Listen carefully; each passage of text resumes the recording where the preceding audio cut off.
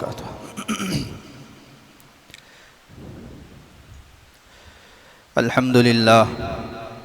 अल्हम्दुलिल्लाह नहमदुहु व नस्तईनुहु व नस्तगफिरुहु व नुअमिनु बिही व नतवक्कलु अलैहि व नऊज़ु बिल्लाहि मिन शुरूरि अनफुसिना व मिन सय्यिआति अअमालिना मन यहदिहिल्लाहु फला मुज़िल्ल लहु व मन युज़्लिल्हु फला हादिय लहु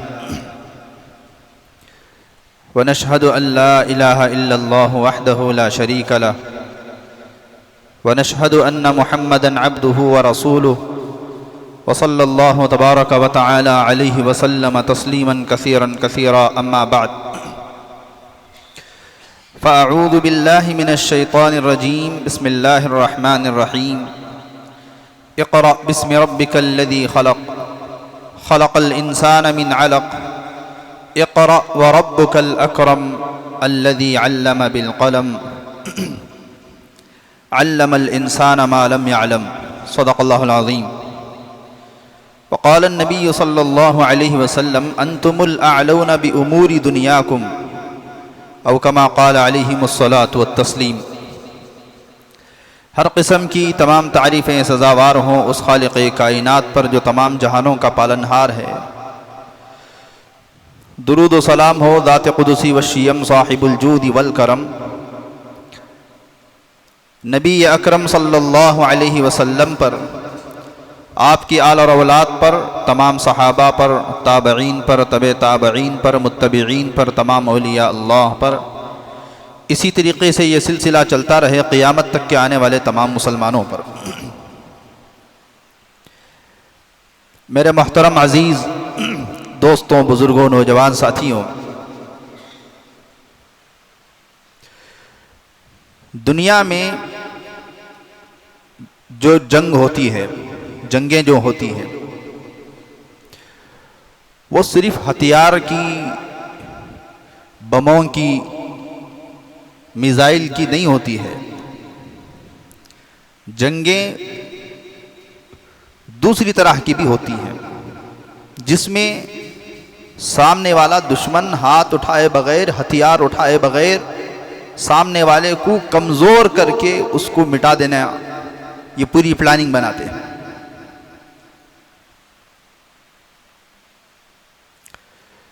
बाकायदा माशी एतबार से सामने वाले को कमज़ोर करना। दो चीज़ें हैं, एक होता है कि हम कैसे मजबूत हों, दूसरी चीज़ होती है कि सामने वाले को कैसे कमज़ोर किया जाए, उसकी ताकत को कैसे तोड़ा जाए। ये पूरी प्लानिंग की जाती है, बाकायदा इसके क्लासेस भी होते हैं। और ये दुनिया में आजकल जो है बहुत कम जंगें वार जो आजकल आप माहौल में देख रहे हैं हो रही हैं, वरना जंगें हमेशा हर वक्त दूसरी शक्ल में चलती रहती हैं। अभी जो दुनिया में कहीं वार है, जंग चल रही है, तो ये हमें दिखाई दे रहा है।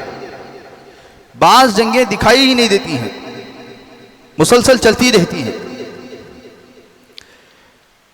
तारीख़ की किताबों का अल्लाह रब्बुल इज़्ज़त ने इस गुनहगार को जो मौका दिया, पढ़ने का ज़ौक़ था, तो कई कौमों की तारीख़ जब पढ़ी गई, उसमें किसी कौम ने किसी कौम को शिकस्त दी है, किसी ने किसी को शिकस्त दी है, और किसी कौम को मिटाने की साजिश की गई है, तो उसमें चंद चीज़ों को सामने रखा गया। पहली चीज़, उसको मजहबी मामले में, दीनी मामले में कमज़ोर कर दिया जाए। ये अब से नहीं, ये साजिश पहले से हो रही है। मूसा अलैहिस्सलाम के दौर में बलअम इब्न बाऊरा का वाक़या आपने सुना होगा, कुरान में भी उसका जिक्र है। बलअम इब्न बाऊरा ये मुस्तजाबुद दावात था। मुस्तजाबुद दावात कहते हैं हाथ उठाओ तो दुआ कबूल। हुज़ूर पाक अलैहिस्सलाम से पूछा गया कि या रसूल अल्लाह, एक सहाबी ने कि मैं मुस्तजाबुद दावात बनना चाहता हूँ, तो हुज़ूर पाक अलैहिस्सलाम ने फरमाया हलाल लुक़मे को लाजिम कर लो, मुस्तजाबुद दावात बन जाओगे। करोड़ों रुपये सदका करना जितनी फजीलत है, उससे ज्यादा फजीलत 1 रुपया हराम से बच जाना है। एक दाना अगर पेट में जाता है, एक लुक़मा, तो कई इबादतें गारत हो जाती हैं, बर्बाद हो जाती हैं, कबूल नहीं होती। तो बलआम इब्न बाऊरा मुस्तजाबुद दाअवात था। बलआम इब्न बाऊरा की कौम ने जाकर के बलआम इब्न बाऊरा से दरख्वास्त की कि मूसा अपनी कौम के साथ हमारे साथ लड़ने के लिए आ रहे हैं, तो तुम मूसा के ख़िलाफ़ बद्दुआ कर देना। बलआम इब्न बाऊरा ने कहा नहीं, वो नबी हैं, वक्त के एक नबी को मैं कैसे बद्दुआ दे सकता हूँ। लेकिन बहरहाल जो भी साजिश की, बीवी के ज़रिए से हदिये दिए गए, उसने बलआम इब्न बाऊरा ने मूसा अलैहिस्सलाम को बद्दुआ देने के लिए बैठा तो अल्लाह रब्बुल इज़्ज़त ने उसकी ज़ुबान को पलट दिया। उसकी ज़ुबान पलटी और अपने हक़ में, अपनी कौम के हक़ में उसने बद्दुआ निकाल दी। दुआ और बद्दुआ, ये दोनों कलिमात अल्लाह रब्बुल इज़्ज़त एक वक़्त में खुद ब खुद दिल में डालता है। उलमा ने लिखा है, एक इंसान किसी मामले में परेशान है, महीना महीना आप दुआ कर रहे हैं, 2-2 महीने आप दुआ कर रहे हैं। दुआ की कबूलियत के शराइत में से एक शर्त यह भी है कि जब तक कबूल नहीं हो जाती तब तक दुआ करो। अल्लाह के यहाँ देर है अंधेर नहीं है। मालिकुल मुल्क अल्लाह रब्बुल इज़्ज़त को जिस वक़्त में सुनना होता है, अल्लाह रब्बुल इज़्ज़त उस वक़्त में ज़रूर सुनता है। डिले क्यों होता है, ताख़ीर क्यों होता है, वो अल्लाह जानता है। हम तो बंदे हैं ना, हमारी नज़र सारी चीज़ों पर नहीं होती है। जिस तरीके से एक बाप की सोच में और बच्चे की सोच में फ़र्क होता है, क्या बंदे की सोच में और खालिक की सोच में फ़र्क नहीं होता है? फ़र्क ज़रूर होता है। तो अल्लाह रब्बुल इज़्ज़त, एक इंसान 2-2, 3-3 महीने, 6-6 महीने दुआ करने के बाद एक दिन, एक लम्हा ऐसा उसकी ज़िंदगी में आता है कि अल्लाह रब्बुल इज़्ज़त दुआ में उसकी ज़ुबान पर ऐसे कलमे जारी करते हैं, ऐसे अल्फाज जारी करते हैं, वो खुद परेशान होता है। इससे पहले ऐसे जुमले, ऐसे कलिमात कभी उसके दिलो दिमाग में नहीं आए थे, वो अल्लाह रब्बुल इज़्ज़त डालता है। अल्लाह का अर्श हिल जाए, अल्लाह का अर्श काम जाए, ऐसे जुमले अल्लाह रब्बुल इज़्ज़त खुद डालता है। दलील, हज़रत आदम अलैहिस्सलाम, हज़रत हव्वा दोनों जब दुनिया में आए हैं, एक लंबी मुद्दत तक माफ़ी मांगते रहे। एक मुद्दत हो गई तो अल्लाह रब्बुल इज़्ज़त ने दिल में डाला, रब्बना ज़लमना अनफुसना व इल्लम तग़फिर लना व तरहमना लनकूनन्न मिनल ख़ासिरीन। तो ये कलिमात भी अल्लाह डालता है। वैसे ही बलआम इब्न बाऊरा के दिलो दिमाग में बद्दुआ अपने हक़ में, अपनी कौम के हक़ में बलआम इब्न बाऊरा ने बद्दुआ दे दी। मैं कहना क्या चाह रहा हूँ, लोग सबसे पहले दीनी एतबार से, मजहबी एतबार से कमज़ोर करना चाहते हैं। इस पर बात हो रही है। कौम ने कहा, भी ये तुमने क्या कर दिया, तुमने हमारे खिलाफ बद्दुआ दे दी। तो बलआम इब्न बाऊरा ने कहा, मेरे इख्तियार में नहीं था, I am out of control, मैंने अपने इख्तियार से नहीं दिया है, पता नहीं मेरी ज़ुबान से क्या निकला। तुमने तो मुझे भी मरवा दिया, तुम भी बर्बाद हो गए। अब उसने, चूंकि जिल्लत उसके मुकद्दर हो गई, तो बलआम इब्न बाऊरा ने कहा, एक तरकीब बताता हूँ। जब मूसा अलैहिस्सलाम उनकी कौम तुम्हारे साथ लड़ने के लिए आए, तो तुम्हारी खूबसूरत जवान लड़कियों को बगैर लिबास के उनके सामने खड़ा कर दिया जाए। अगर एक भी मुलव्विस होगा, अल्लाह की रहमत उनके ऊपर से खींच ली जाएगी। यह है शैतानी चाल। आज भी आप हजरात ऐसे ही समझ रहे हैं कि सोशल मीडिया आम हो गया, इंटरनेट आम हो गया, ये सब दज्जाली ताकतें हैं। मालूम है कि ये कौम अगर तौबा की तरफ आ गई, ये कौम अगर खड़ी हो गई तो क्या कर सकती है मालूम है। जू में शेर होता ना, जू में जो जानवर होते हैं, दरिंदे, कभी भी पेट भर करके खाना नहीं देते उनको। वो तो बस लोगों को एंटरटेन करने के लिए, लोगों को दिखाने के लिए रखते हैं। ग़िज़ा उनकी बहुत कम होती है। क्यों? अगर वो ताकतवर हो जाएगा, हमला कर देगा, पूरी ज़िंदगी उसकी ताकत को तोड़ा भी जाता है। गोया कि वो जीना भी है और मरना भी नहीं है। इस तरीके की प्लानिंग की जाती है। तो ऐसे ही मुसलमान कौमों के साथ किया जा रहा है। दीनी एतबार से कैसे कमज़ोर करना, बेहयाई कैसे आम करना, फहश कैसे आम करना, अल्लाह की मदद इनके ऊपर से कैसे खींचना, ऐसे काम हो जाना, ये सब यहूदियों को मालूम है। दुनिया के शयातीन तो यही है ना। ये कौम के साथ अल्लाह की मदद नहीं होना तो क्या करना उनको मालूम है, तो दीनी एतबार से कमज़ोर करते हैं। आज देखिए मुसलमान दीनी एतबार से कितना मजबूत है। एक तबका माना के नमाजें पढ़ रहा है, जिक्र कर रहा है, क्या उसकी नमाजें, उसका जिक्र, उसकी दुआएं महफूज हो रही हैं? एक तो है कमाना, एक है कमाने के बाद बचाना, दोनों जरूरी है ना। एक आदमी दिन रात मेहनत करके कमा रहा है और पैसा ले जा करके नदी में बहा रहा है, वो क्या खाक बचाएगा? एक तो तबका मस्जिद से लगा हुआ ही नहीं है, काबिल रहम है। जो लोग मस्जिद से लगे हुए हैं उनकी क्या हालत है, जो वो नमाजें पढ़ रहे हैं, जो नूर उनके अंदर चमक रहा है, पैदा हो रहा है, क्या उसको बाकी रख पा रहे हैं? नहीं। घर जाते ही यूट्यूब के ज़रिए से, फुला फुला के ज़रिए से, नीम बरहाना औरतों को देख करके वो सब कुछ ख़त्म हो रहा है। तो दीनी एतबार से कमज़ोर कर देना, मददें उड़ जाएंगी, रहमतें नाजिल होना बंद हो जाएंगी। अब दूसरा क्या है, माशी एतबार से कमज़ोर करना। मुसलमानों की कौन सी तिजारतें थीं, अब कहाँ हैं, ज़रा सोचें। चमड़े की तिजारत मुसलमानों के हाथ में थी। 8-8 महीने तक मदारिस को चंदा करने की ज़रूरत नहीं होती थी। आज तो मदारिस वाले, बकरीद का हाल आपको मालूम है, चमड़ों की कीमत क्या है कह करके। ऐसी मैं एक मिसाल दे रहा हूँ, जानबूझ करके मुसलमान जहां पर रहते हैं उनकी तिजारतों को निशाना बनाया गया। अच्छा, अगर मुसलमान कमाए हैं तो पोंजी स्कीम ला करके, बेकार की स्कीमें ला करके, मुसलमानी ना वो चारा चरता सो, करोड़ों रुपये उसमें मुसलमानों का डूब गया। तफसीलात आप हजरात जानते हैं। 28 कंपनियां बेंगलुरु में डूबी हैं, एक नहीं। लेकिन अफसोस की बात यह है कि एक कंपनी डूबती है तो 2 महीनों के बाद वजूद में आती है, तो लोग वहां भी ले आकर के पैसा डालते हैं। जो कौम, जो इंसान माजी की गलतियों, देखिए इंसान से गलती होना ये इंसान होने की अलामत है। कुल्लु इंसानिन मुरक्कबुम मिनल खताई वन निस्यान, इंसान से गलती होती है, लेकिन उस गलती से ना सीखना ये बेवकूफ़ी की अलामत है।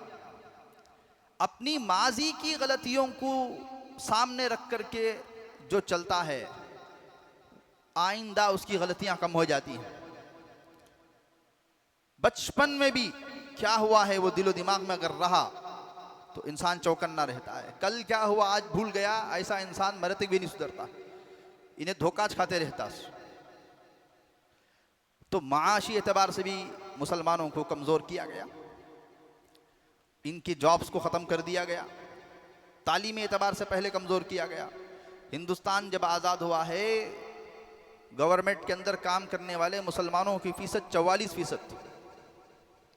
अभी 2008 का डेटा मैं तलाश किया, मुझे 19-20 का 2008 के बाद का नहीं मिला, सुबह में अर्जेंट में 2008 का मिला, तो 4% हैं 2008 की बात। अब तो शायद 2 बोलना है या 1 बोलना है। मुसलमान जो गवर्नमेंट जॉब में हैं या सरकारी कामों के अंदर हैं, अब क्या हो रहा है, हर जगह इन्होंने अपना जाल बिछाया। तालीमी एतबार से भी मुसलमानों को कमज़ोर कर दिया। मुसलमान तालीमी एतबार से इतने मजबूत थे, इतने मजबूत थे, हारून रशीद के ज़माने में 1300 साल पहले एक लाइब्रेरी बनाई गई यूरोप के अंदर। उस वक़्त में लाइब्रेरी जो बनाई गई है वो 2 लाख दीनार की। 1300 साल पहले 2 लाख दीनार, आज का अगर हिसाब डाले तो तकरीबन 8 मिलियन, इतनी बड़ी लाइब्रेरी मुसलमानों ने बनाई। मुसलमान जहां 8 मिलियन की लाइब्रेरी बनाए हैं, पूरे यूरोप में मुसलमानों को छोड़ करके दूसरों के पास 100 किताबें नहीं थी। जिस वक़्त में मुसलमानों के पास 1300 साल पहले 2 लाख दीनार की 8 मिलियन की लाइब्रेरी जो बनाए हैं हारून रशीद, उस दौर में मुसलमान छोड़ करके दूसरों के पास पूरे यूरोप में 100 किताबें नहीं थी। आज का यूरोप नहीं, वो ज़माने का यूरोप। अब तो पूरे डिवाइड हो गए, तकसीम हो गए। स्पेन के अंदर मुसलमानों ने लाइब्रेरी कायम की, हर साल 80,000 किताबें मुसलमान ला करके उस लाइब्रेरी में रख रहे थे पढ़ने वालों के लिए। हर काम, आंख का ऑपरेशन सबसे पहले मुसलमान ने उसकी बुनियाद डाली, पेट का ऑपरेशन मुसलमानों ने बुनियाद डाली, बड़े बड़े साइंसदान मुसलमानों ने बुनियाद डाली, बड़े बड़े डैम मुसलमानों ने बनाई है।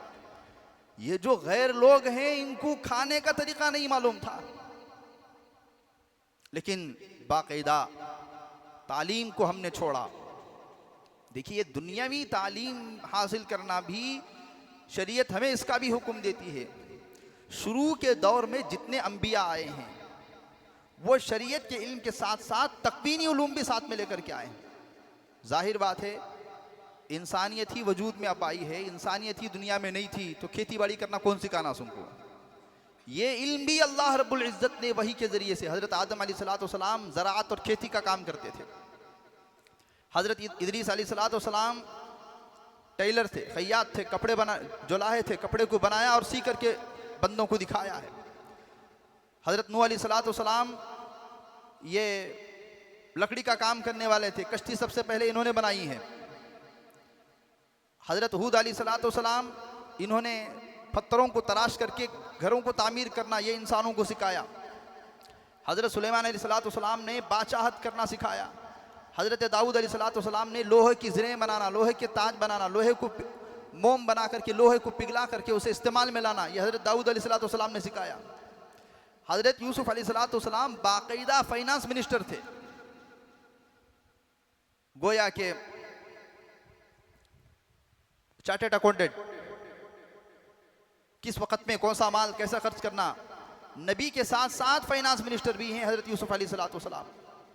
हज़रत शुआइब अलैहिस्सलाम ने तराजू की बुनियाद डाली। सारी चीज़ें कुरान की आयत के साथ हैं लेकिन वक्त नहीं है इतना, कुरान की आयतें लंबा मौजू हो जाएगा।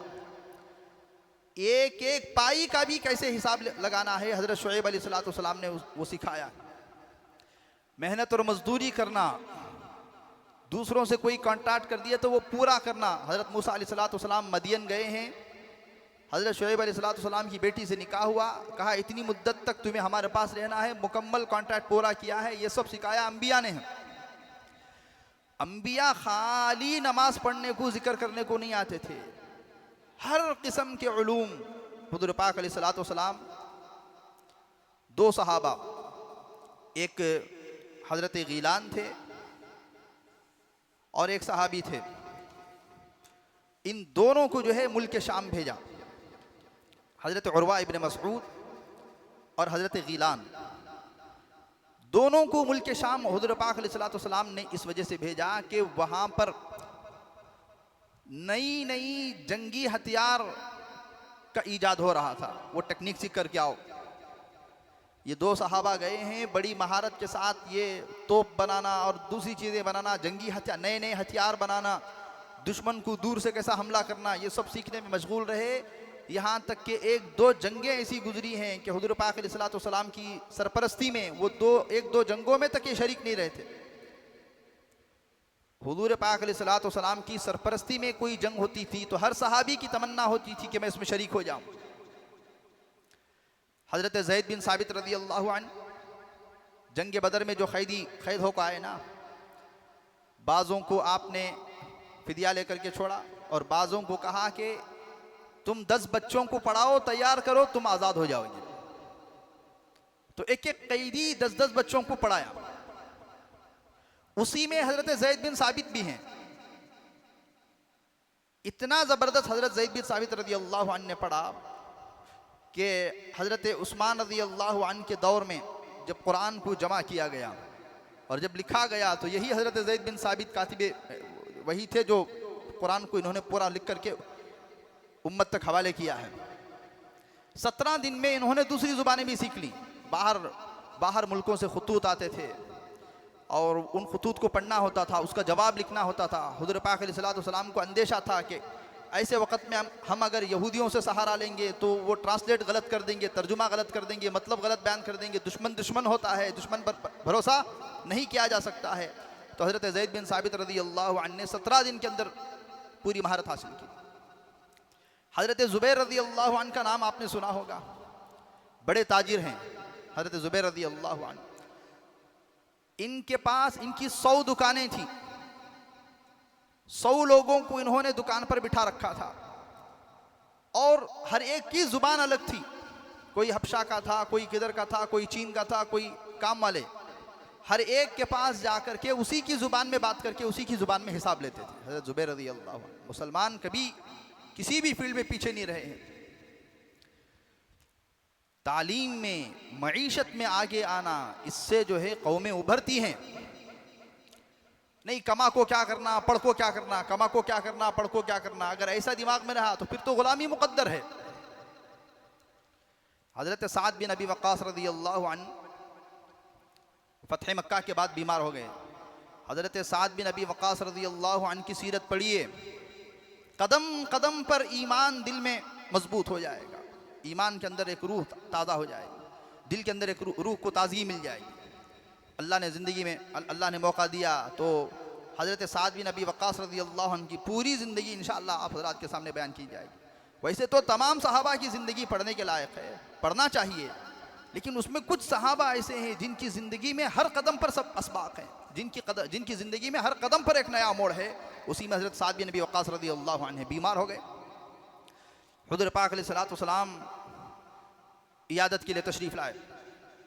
कहा या रसूल अल्लाह, मुझे सिर्फ इकलौती बेटी है, एक ही बेटी है, अल्लाह ने माल खूब दिया है, मैं ये चाहता हूँ कि वो पूरा माल मैं अल्लाह के रास्ते में दे दूँ। हुज़ूर पाक अलैहिस्सलातु वस्सलाम ने फरमाया नहीं नहीं, पूरा नहीं चाहिए।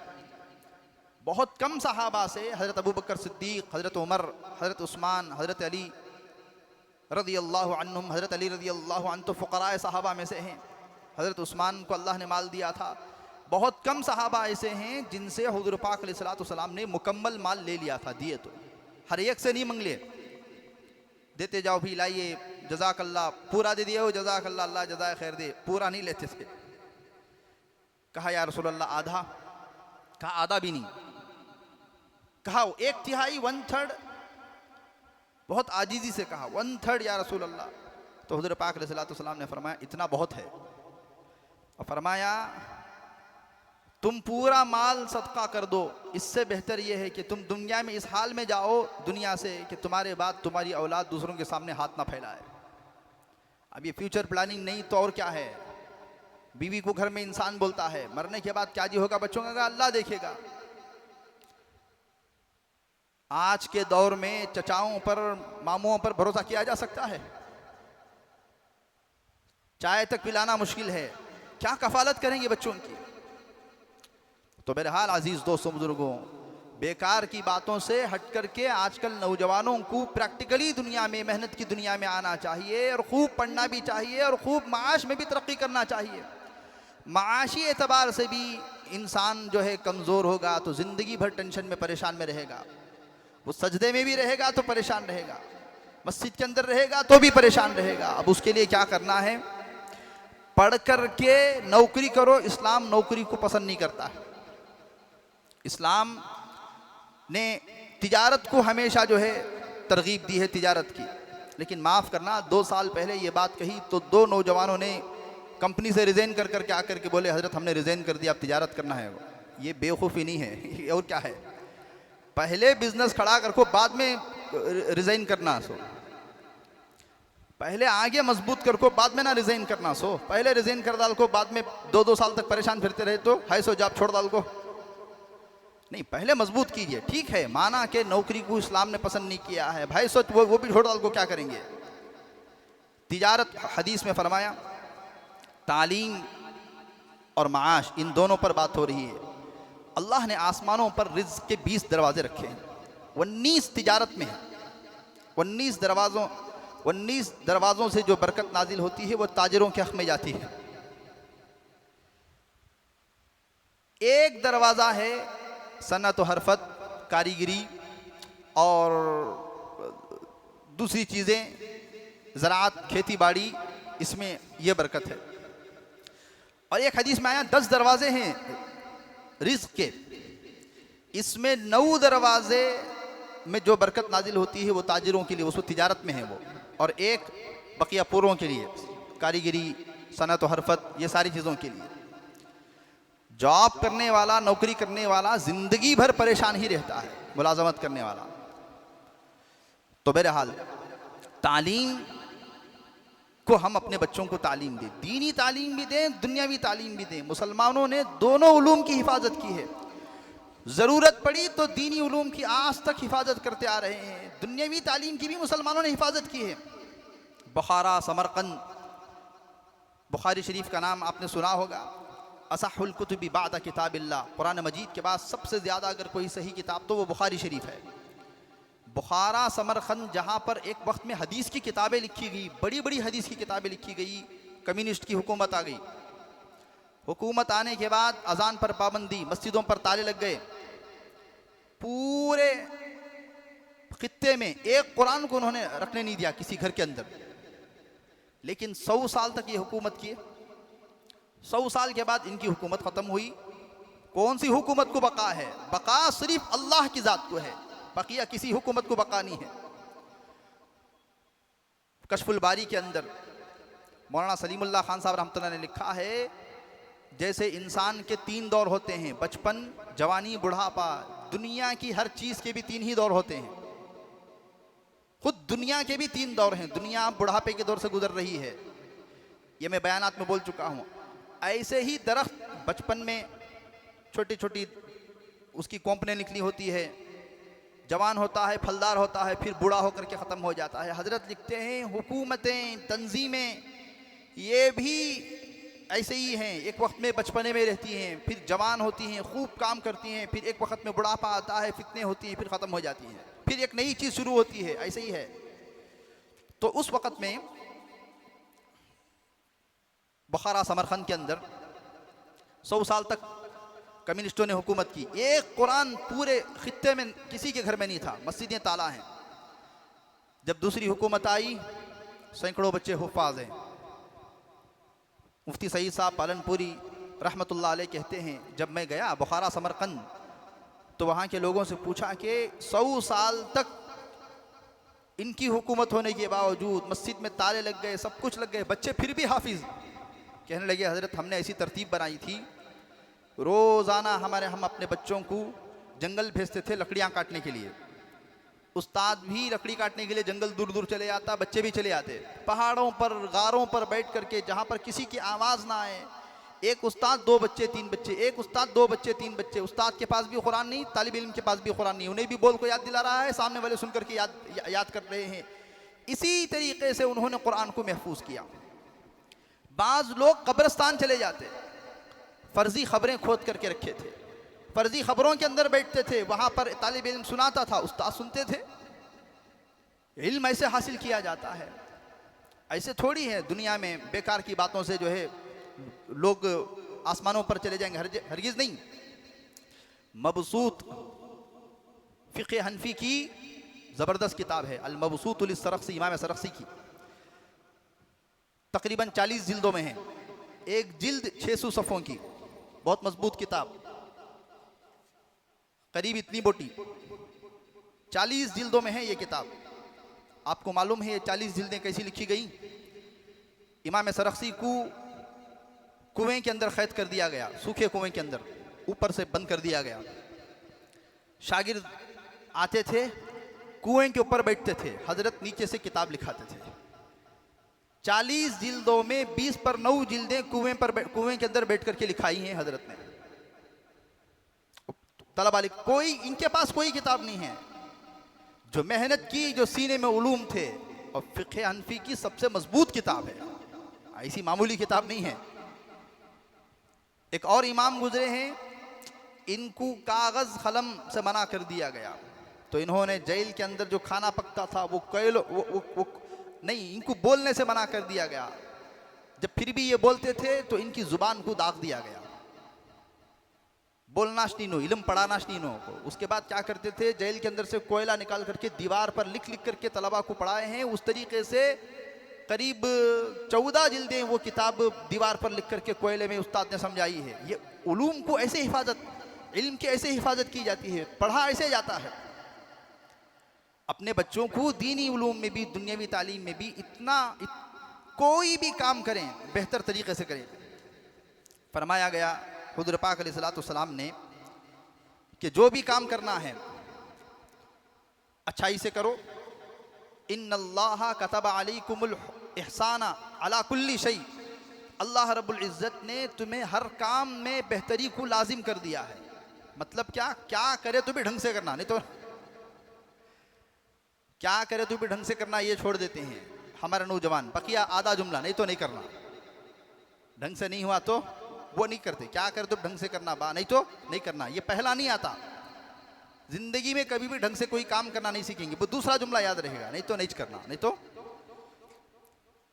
हज़रत इब्राहीम की जब कब्र तैयार हुई रज़ी अल्लाहु अन्हु, हुज़ूर पाक अलैहिस्सलाम के बच्चे बेटे बचपन में तदफीन जब हो रही थी तो इतना सुराख था कब्र में, तो हुज़ूर पाक अलैहिस्सलाम ने फरमाया तुम्हें क्या हो गया, कब्र भी बनाओ तो अच्छी बनाओ, जब कब्र बनाओ तो अच्छी बनाओ, तो घर बने तो अच्छा नहीं बनाना क्या?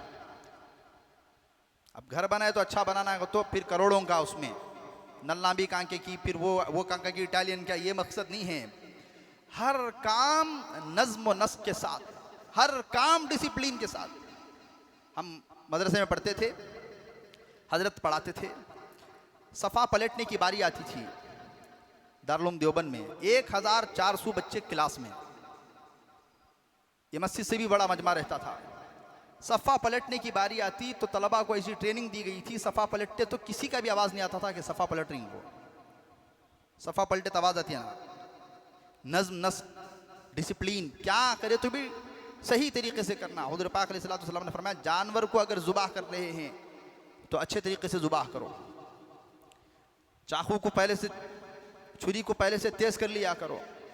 पढ़ रहे हैं ढंग से पढ़ना है, कोई काम कर रहे हैं ढंग से करना है, किसी भी आप फील्ड में हैं उस फील्ड के माहिर बनो, मकसद मतलब ये है। हज़रत शाह वलीउल्लाह मुहद्दिस देहलवी रहमतुल्लाह अलैह बैठे हुए थे अपनी अहलिया के साथ में, उनके बेटे हज़रत शाह अब्दुल अजीज़ रहमतुल्लाह अलैह पढ़ रहे थे। पढ़ते पढ़ते पूछा पानी, क्या पूछे? पानी।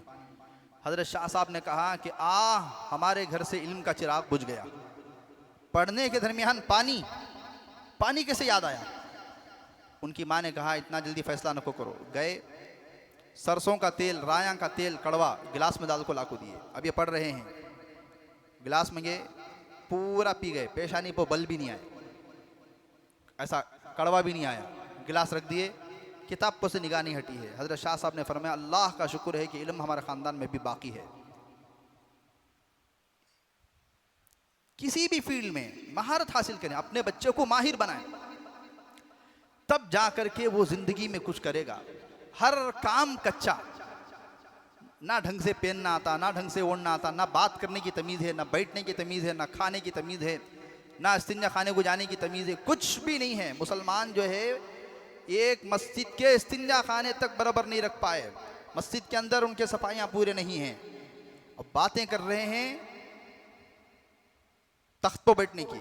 ये मस्जिद की बात नहीं कर रहा हूँ, अल्लाह का शुक्र है शायद हमारे मैसूर के बाज़ मसाजिद जहाँ पाकी सफाई ज़्यादा है उनमें से हमारी मस्जिद है अल्हम्दुलिल्लाह। लेकिन बाज़ मस्जिदें, हुनसुर जा रहा था मैं, तो एक मस्जिद है रास्ते में, कोई भी हो, इस्तिंजा खाने को बैठा हूँ पेशाब करने के लिए, खै उल्टी आ गई, खै हो गया, ऐसे इस्तिंजा खाने।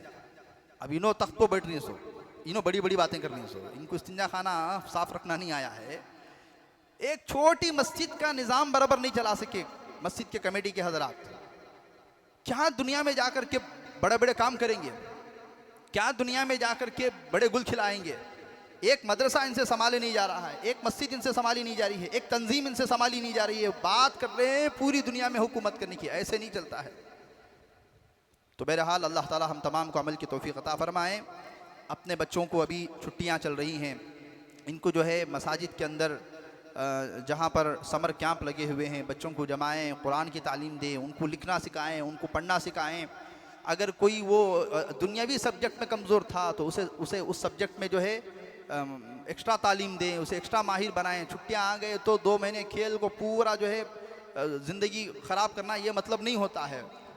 तो छुट्टियों का और भी मकसद होता है जो पढ़ाने वाले होते हैं, ताकि वो अपने गांव जा सकें, वो अपने दुनिया के काम कर सकें, बकिया 10 महीने एक सुई के साथ पढ़ सकें। इस वजह से तो लिहाजा अपनी तिजारत को भी बेहतर करने की कोशिश करें।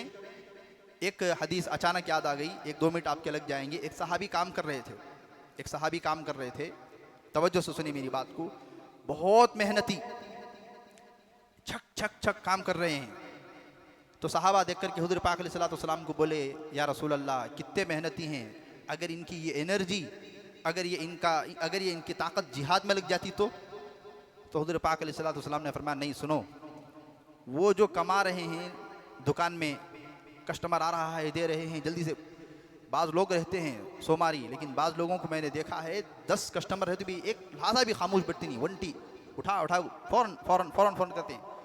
फरमाया वो जो कमा रहे हैं, मेहनत कर रहे हैं, अपनी औलाद का पेट भरने के लिए कर रहे हैं, फ़हुवा फ़ी सबीलिल्लाह, वो भी अल्लाह के रास्ते में है। हदीस है मेरे पास में यहाँ, अगर वो अपने माँ बाप का पेट भरने के लिए कर रहा है, फ़हुवा फ़ी सबीलिल्लाह, वो भी फ़ी सबीलिल्लाह है। अगर वो इस वजह से मेहनत व मजदूरी कर रहा है ताकि मैं किसी के सामने हाथ ना फैलाऊं, फ़हुवा फ़ी सबीलिल्लाह, वो भी फ़ी सबीलिल्लाह है। तो आप रात में घर जा रहे हैं 1000 रुपये कमा करके, सिर्फ पैसा नहीं, नीयत अगर सही है तो उसमें नामे आमाल में नेकियां भी लिखी जा रही हैं। ये थोड़ी है कि दुनिया थोड़ी कमाई जा रही है, किसी के सामने मोहताज नहीं बनना ना, तो उसमें खुद ब खुद सवाब भी अल्लाह ताला लिख रहा है। ये दीन अल्लाह रब्बुल इज़्ज़त ने बड़ा वसी कर रखा है। अल्लाह रब्बुल इज़्ज़त अमल की तौफीक अता फरमाए। व आखिरु दावाना अल्हम्दुलिल्लाहि रब्बिल आलमीन। एक ईदगाह और कब्रस्तान की जगह ख़रीदी गई है, ये मड़केसरा एक गांव है, वहाँ पर जो है तकरीबन 30 से 35 मुसलमान रहते हैं। कब्रस्तान नहीं था और ईदगाह